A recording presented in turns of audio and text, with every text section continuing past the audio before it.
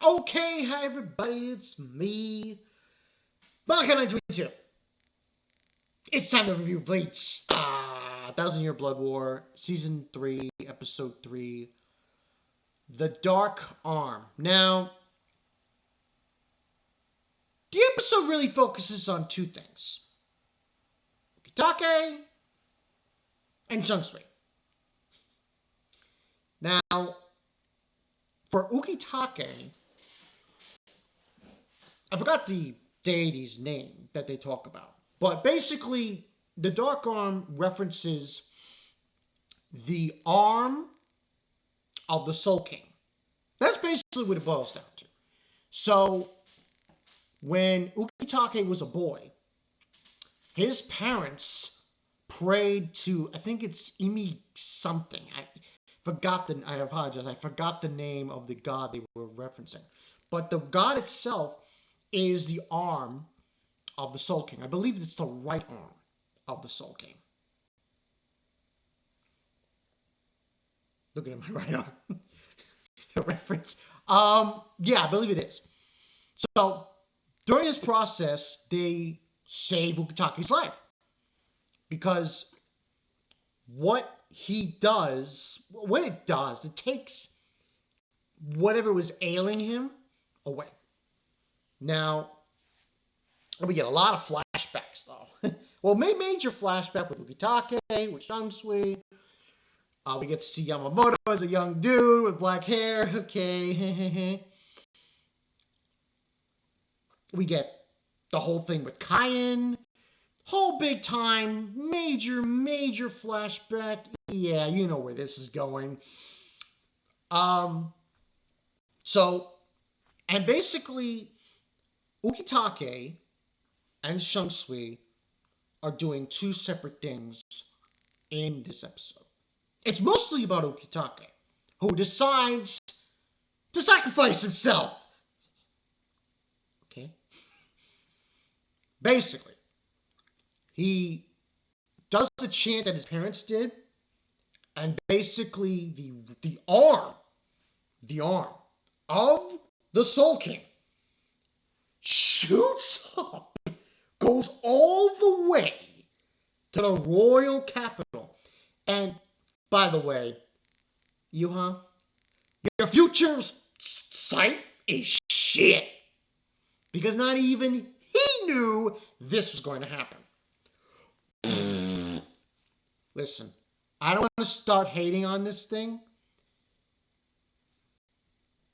And I don't want to hate on Bleach. And I don't want to say things that I might take back. But let me just be very, very frank here. Ywach Bach's ability of Almighty is too powerful. It is. Even reading the manga, I knew, like, okay, you know, come on. You give characters this kind of an ability, he's way too powerful for the most of the cast. So, you have to find a way to beat him. And if the way is not good, people are going to say, yeah, plot hole. But I digress. So, Ukitake sacrifices himself. Dark Arm comes up, grabs the Soul King. And this is another thing that also made me go like, why? I don't know about that. Orihime uses her ability to turn back time, and it doesn't work. And Ryuha's like, Ywach, you're... Really? Really? Really? We're doing this? Okay. Why don't you go back to sleep? You know, I digress. Orihime's ability doesn't work. Okay. And then the arm comes up and, you know. But, Soy Fong that's down there, anybody else, she kind of puts the elephant in the room. Yeah, what happens when Ukitake dies?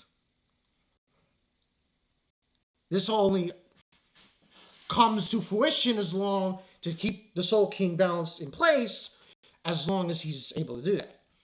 So, we do get some scenes with Ichigo, and everybody's getting owned by.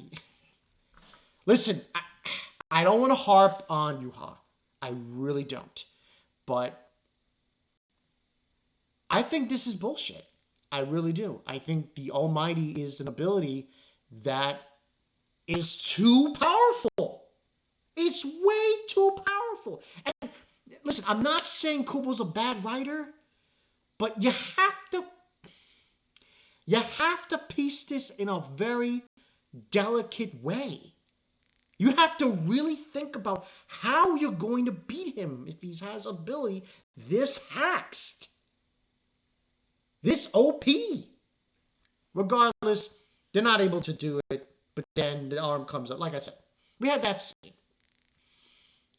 The other part of the episode, oh boy. Shunsui, yeah, he's going to a specific place in the Soul Society, in the underground area. It's a big gate. Goes through the gate. There are these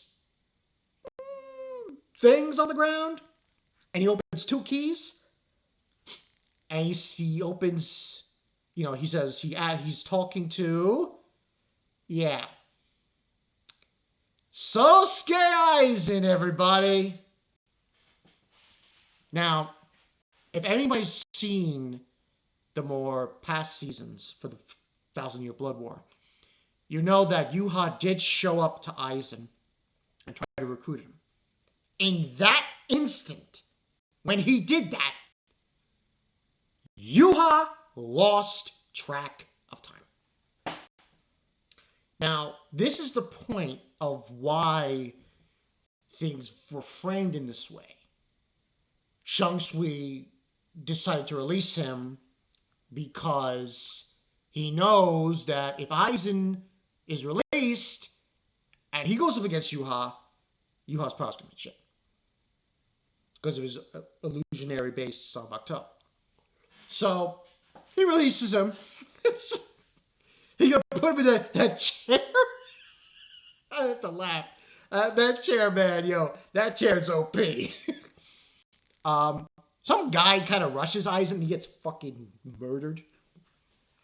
One of the guys are going to tie him up. So the conversation goes on with Shunsui and Aizen. And Shunsui's basically telling him that we have a common thing, blah, blah, blah, blah. And he calls him a shrewd man. He's going to sit in the chair. Now, that was pretty much the episode. I thought it was very good. Very well balanced.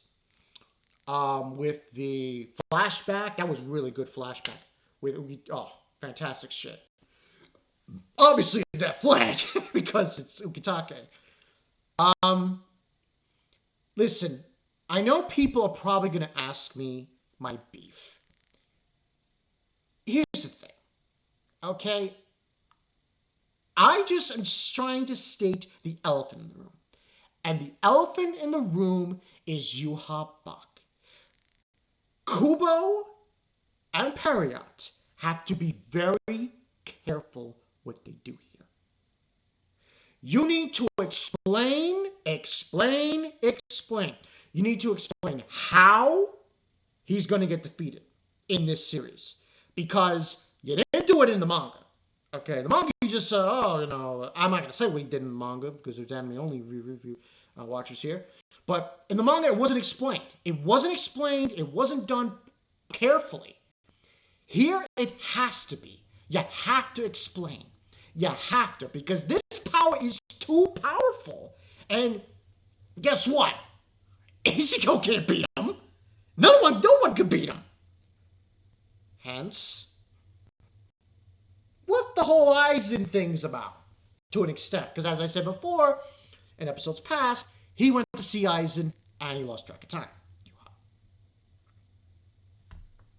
Because if he has future ability and Aizen's got an illusionary Zanpakuto, you see where this is going. His future sense is kind of enamored with Aizen's presence to an extent. Yeah. But regardless, this was a great episode. I this a 9. 9 out of 10. Yeah. Really, really good stuff. Next week is called The Betrayer. This is the Uryu. And this is another thing I want to bring up. Another elephant in the room. This arc, in my opinion, now you guys can take it how you want, but I truly believe this in my deepest hearts of hearts. This arc is about Uryu and Ichigo. More specifically, what happened to Uryu's mother and what happened to Ichigo's mother. That is the core of this arc. Now, some people might say, oh, it's about the Soul Society and the Princes. That too. But really at the core, that's what it's about.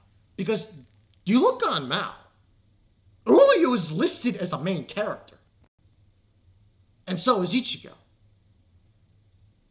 Now, I'm not going to say what happens, but there's a reason why things are happening the way they're happening.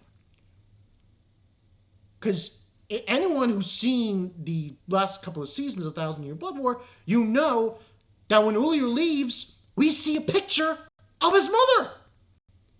Hello? Woo-hoo, woo-hoo. That means something.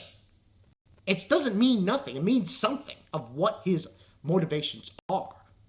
Now, regardless, next week's going to be about Uryu. He's probably going to show up. I think he shows up and attacks them or something. But